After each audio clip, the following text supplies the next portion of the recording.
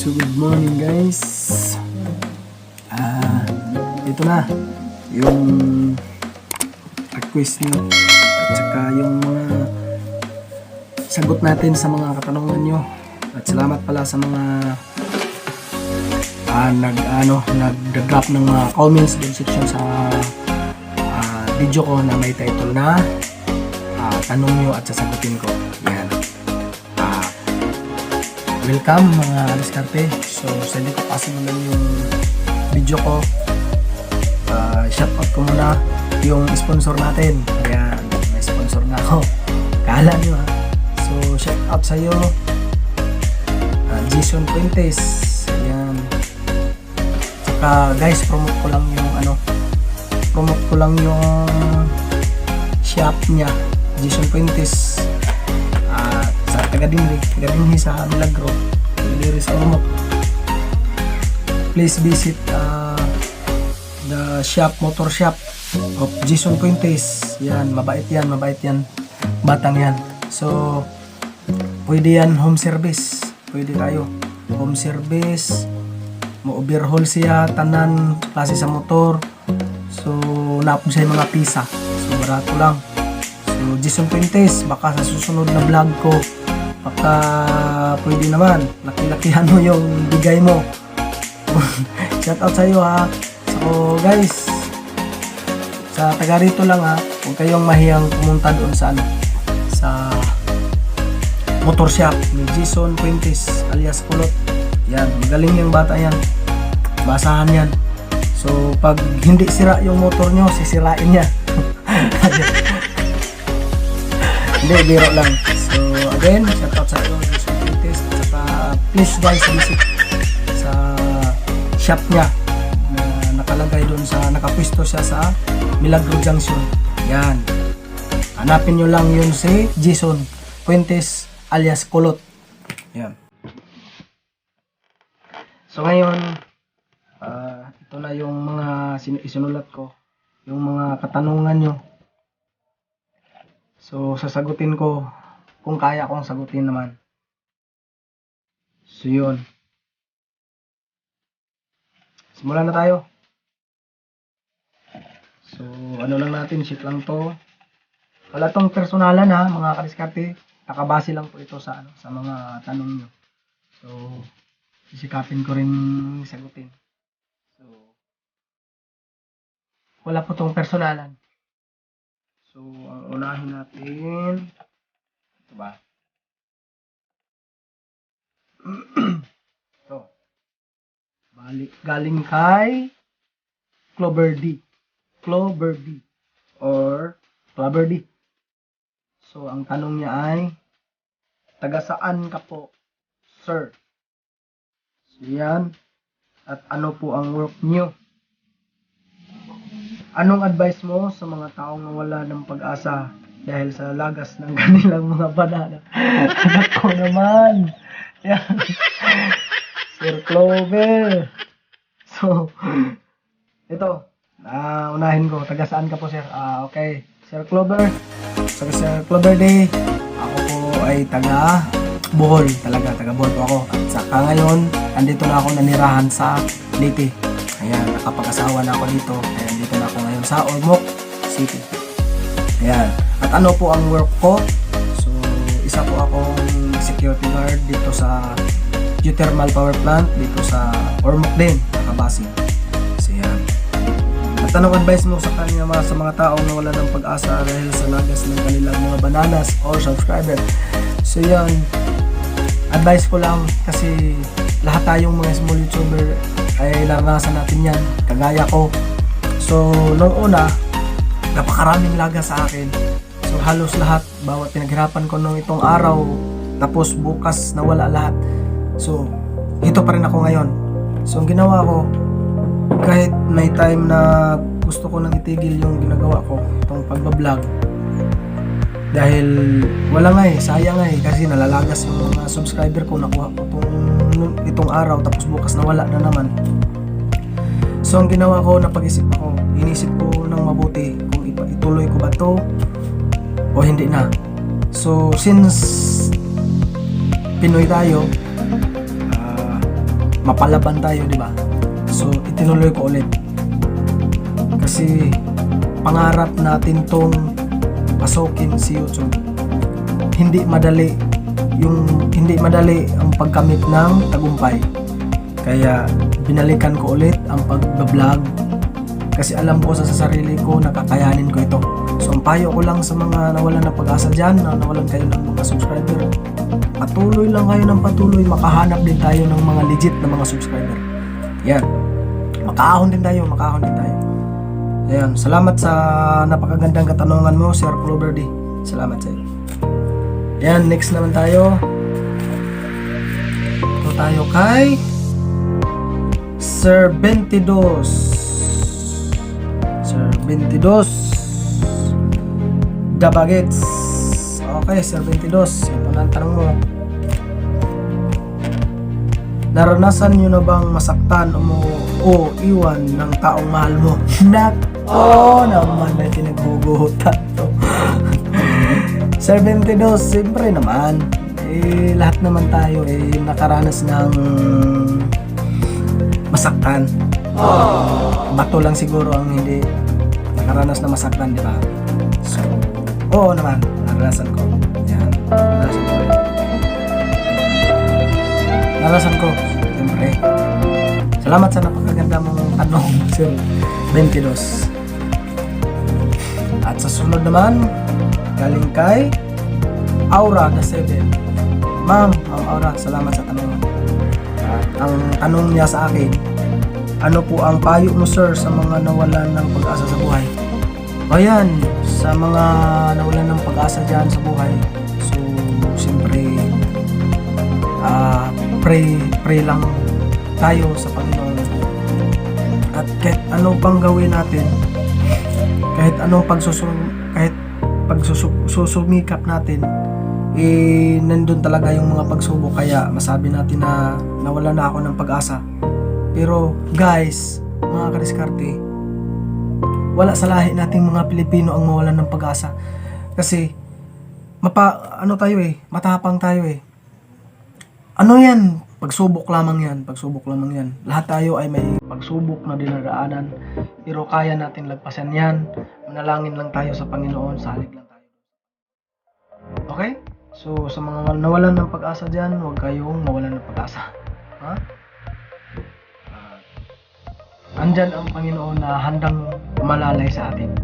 Ayan. Ma'am Aurora, naging emotional yata ako sa sagot ng Ma'am Aura pala sa tanong mo. Salamat. Next tayo, yan, check lang natin. Parang mapalaban ako nito next question natin galing kay Sir BFA5. Sir BFA5 Yet and Z. Yan. Ang tanong niya po ay, ano po ang pinakamatinding pagsubok na dumating sa inyong buhay at paano mo po ito nalagpasan? Sir BFF, yan, napakagandang tanong. Yan. Ano po ang pinakamatinding pagsubok na dumating sa iyong buhay at paano po ito nalagpasan? Sir BFF, simula nung isinilang ako, simula nang nagkamalay ako, so sa awa ng Diyos, wala pa naman akong naranasang problema o pagsubok na masasabi ko na pinakamatindi. So yun, may mga pagsubok lang na dumating sa buhay ko. Hindi naman masasabi natin matindi kasi parang normal lang sa akin kasi yun kasi laki ako sa mahirap.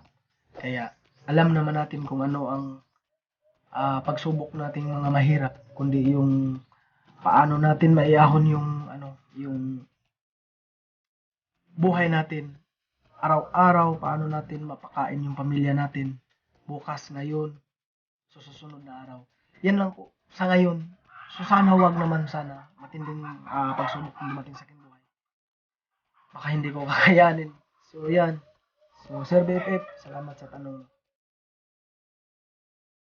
At sa next naman tayo. Dito tayo kay Charles Jason.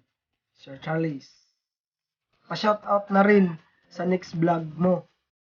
Okay, Sir Charles Jason, shout out sa'yo, idol. Salamat sa question mo. So, mga kadiskarte, shout out ko na lang to. So, puntahan nyo lang, bisitahin nyo rin yung, yung channel niya, Sir Charles Jason.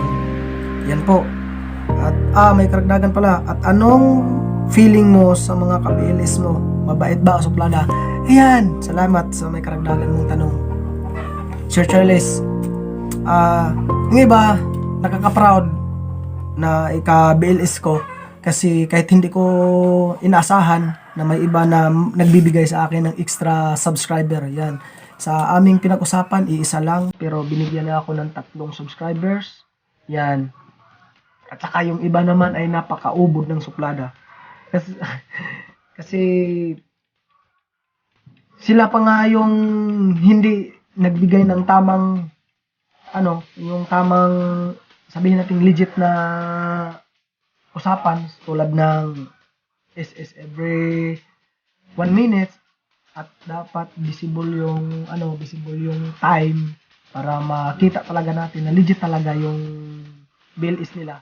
Kaso pag tinatanong mo, magagalit at saka sasabihin pa nila na parang diskumpiyado pa daw ako.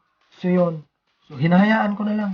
So kahit hindi sila nagsasub sa akin, nakapag-sub na ako sa kanila, hindi ako nagaan sa basta-basta. Ayan. Salamat sa iyo, Sir Charles Jason, at shout out ulit sa iyo. Mga kadiskarte, puntahan nyo, bisitahin nyo naman yung YouTube channel niya, Charles Jason. Salamat. Next question, marami-rami ito Marami-rami ito. So, next tayo, galing kay Mama Riz Biaro. Mama Riz Biaro, salamat sa tanong mo. Kumusta po dyan? Lalo na po ngayon may pandemic. Ayan, ma'am, salamat sa pangumusta. So far, so good naman. So, wala naman pong problema dahil sa katulad ng security guard, rain or shine kami, bagyo at saka lindol, andyan kami. So, simula nung nag-pandemic, sa awa ng Diyos, hindi naman talaga totally na nahihirapan kami dahil tuloy-tuloy naman yung trabaho namin. So, tuloy-tuloy pa rin yung sahod namin. Kahit hindi malaki, so may maipakain pa rin ako sa mag-ina ko. May magastos pa rin ako sa pangangailangan namin. So yan, napakaganda ng tanong mo, mama. Okay, next tayo. Next.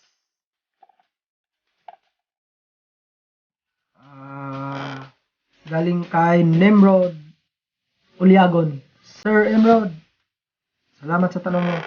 Pwede po ba pa-shoutout na lang po sa Nemrod Playlife? Okay, Sim Nemrod, shoutout sa iyo. At saka guys, baka pwede bisitahin nyo yung YouTube channel ng kaibigan ko, si Nemrod Playlife, yung YouTube channel niya. Ayan. Nemrod channel. So, pakibisita na lang mga kadiskarte. Salamat. So, next question tayo mula kay Christian Pedregosa Official. Sir Christian, salamat sa tanong mo, sir. Ano po ba ang ayaw nyo sa kaibigan? So, Sir Christian, simple lang ang ayaw ko sa kaibigan. Yung sinisiraan ako. Yan. Kasi, di naman natin pwedeng diktahan sila kasi simula nung may kaibigan ako, hindi ko naranasan na hindi ko makita yung totoong kaibigan talaga. Kasi lumaki kami doon sa bukid sa amin, lumaki kami na wala kaming ibang kaibigan kundi ang mama ko, papa ko at saka mga kapatid ko. Kaya masasabi ko na bakit nasabi ko na kanina na ang ayaw ko sa isang kaibigan o yung karamihan kasi sabi nila plastic. So okay lang yan kasi hindi naman natin sila nakasama simula't simula.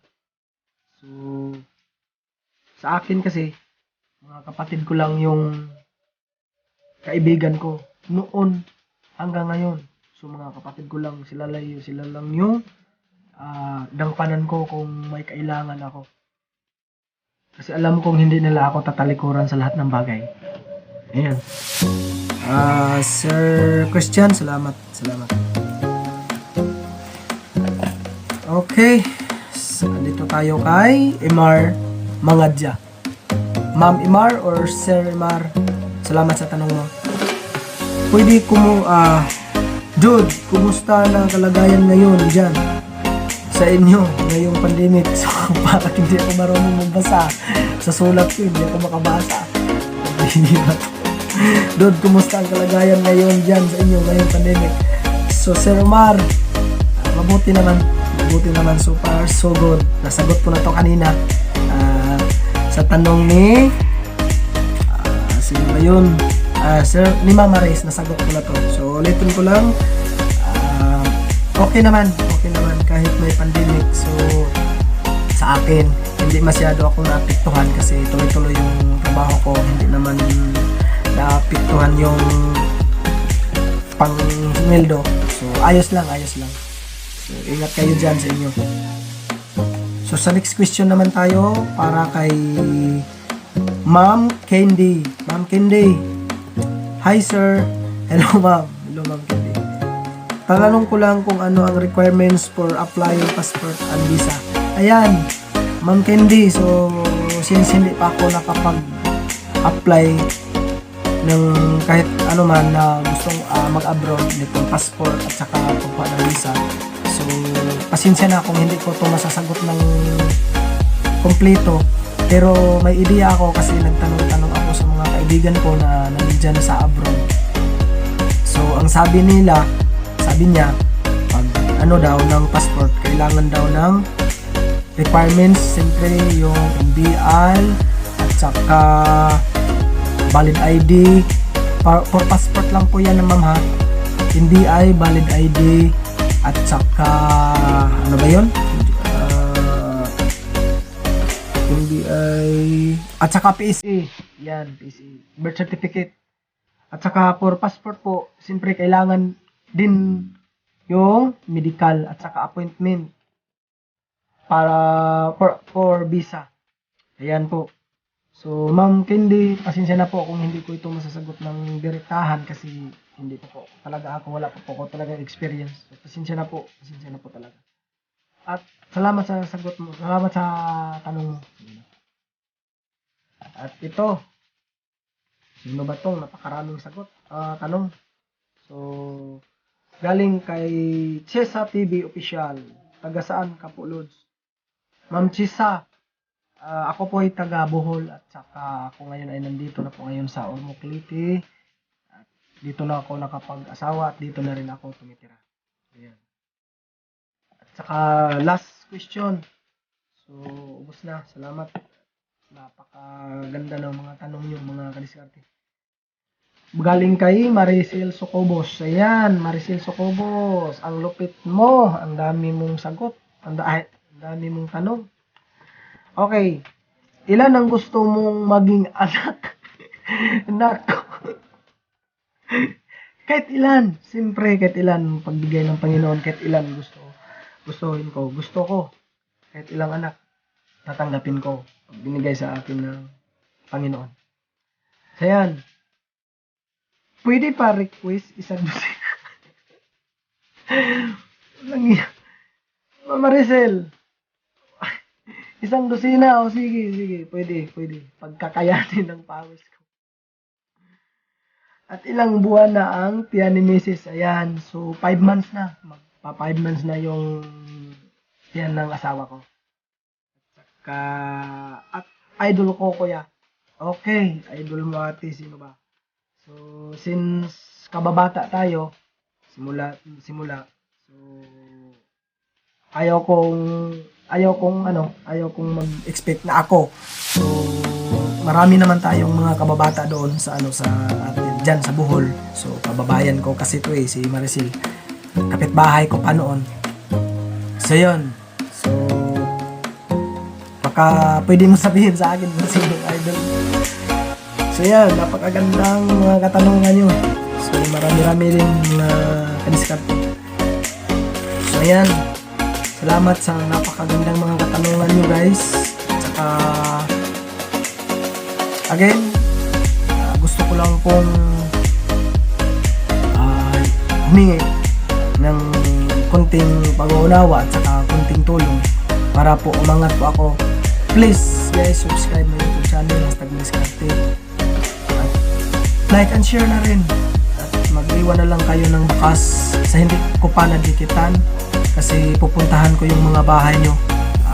Tulungan niyo ako at tulungan ko rin kayo, magtulungan tayo na makamit talaga natin yung mga pinapangarap natin na pasokin mo sa YouTube. Ayan guys, so salamat sa inyo, salamat at magandang araw sa atin lahat.